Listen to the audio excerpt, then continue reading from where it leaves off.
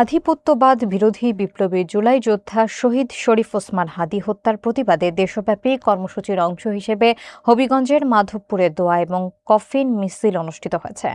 স্থানীয় আজাদী ছাত্র জনতার উদ্যোগে আয়োজিত কর্মসূচিতে বিভিন্ন শ্রেণী পেশার মানুষ স্বতঃস্ফূর্তভাবে অংশগ্রহণ করেন। বিস্তারিত দেখুন নাহিদ মিয়ার প্রতিবেদনে। শুক্রবার জুমার নামাজ শেষে উপজেলা পরিষদ গেট থেকে কর্মসূচির সূচনা হয়। প্রথমে শহীদ ওসমান হাদীর স্মরণে একটি প্রতীকী কফিন মিছিল বের করা হয়, যা পরবর্তীতে বিক্ষোভ মিছিলে রূপ নেয়। মিছিলটি উপজেলার গুরুত্বপূর্ণ সড়ক প্রদক্ষিণ করে ঢাকা সিলেট মহাসড়কে গিয়ে অবস্থান নেয়। এতে প্রায় ৩০ মিনিট মহাসড়কে যান চলাচল বন্ধ থাকায় সাময়িক ভোগান্তি সৃষ্টি হয়। তবে আইনশৃঙ্খলা পরিস্থিতি শান্তিপূর্ণ ছিল এবং কোনো অপ্রীতিকর ঘটনার খবর পাওয়া যায়নি। মিছিলে অংশগ্রহণকারীরা শহীদ ওসমান হাদীর হত্যার ন্যায় বিচার দাবি করে বিভিন্ন স্লোগান দেন। তারা বলেন, একজন প্রতিবাদী তরুণকে প্রকাশ্যে গুলি করে হত্যা দেশের গণতন্ত্র এবং নাগরিক অধিকারকে প্রশ্নবিদ্ধ করেছে। এই হত্যাকাণ্ডের সঙ্গে জড়িতদের দ্রুত শনাক্ত করে আইনের আওতায় আনার দাবি জানান তারা। গত 12 ডিসেম্বর ঢাকা ৮ আসনের নির্বাচনী প্রচারণা শেষে ঢাকার রাজপথে গুলিবিদ্ধ হন শহীদ শরীফ ওসমান হাদী। গুরুতর আহত অবস্থায় তাকে প্রথমে ঢাকা মেডিকেল কলেজ হাসপাতালে ভর্তি করা হয়, পরে উন্নত চিকিৎসার জন্য একই দিনে রাজধানীর এভারকেয়ার হাসপাতালে স্থানান্তর করা হয়।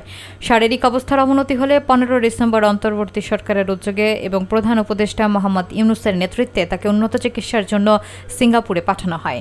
সেখানে চিকিৎসাধীন অবস্থায় শেষ পর্যন্ত তিনি মৃত্যুবরণ করেন। মাধবপুরের আজাদী ছাত্র জনতার নেতা সিরাজুল ইসলাম তানজিল তিনি বলেন, শহীদ ওসমান হাদীর আত্মত্যাগ কোনোভাবেই বৃথা যেতে দেওয়া হবে না। কর্মসূচির শেষ পর্যায়ে মাধবপুর উপজেলা শহীদ মিনার প্রাঙ্গণে শহীদ ওসমান হাদীর আত্মার মাগফিরাত কামনায় বিশেষ দোয়া মাহফিল অনুষ্ঠিত হয়। দোয়া শেষে আয়োজকরা শান্তিপূর্ণভাবে কর্মসূচির সমাপ্তি ঘোষণা করেন। হাদী ভাইয়ের উপর নৃশংসভাবে সন্ত্রাসীরা গুলি চালিয়েছে। বর্তমান ইন্টারিম সরকার তা শনাক্ত করতে ব্যর্থ হয়েছে। তাকে পালিয়ে যেতে কোনোভাবে কোনো পদক্ষেপ নেওয়া হয় নাই। সে পালিয়ে ভারতে চলে গিয়েছে।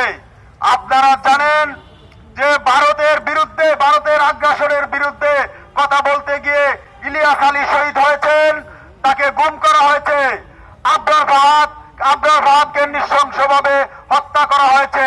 তারই ধারাবাহিকতায় আমাদের প্রিয় জুলাই যোদ্ধা ওসমান হাদী ভাই ভারতের আগ্রাসনের বিরুদ্ধে কথা বলতে গিয়ে তাকেও গুলি করে হত্যা করা হয়েছে। শুধু ওসমান হাদী ভাইকে গুলি করা হয় নাই, আমাদের সকল জুলাই যোদ্ধাদের উপর গুলি করা হয়েছে। আমরা তা মেনে নিতে পারি না।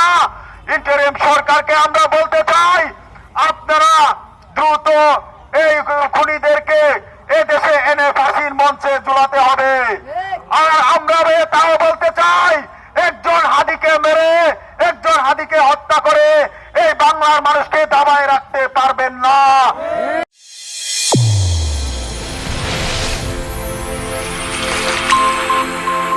চ্যানেল A1 হৃদয়ের স্পন্দন।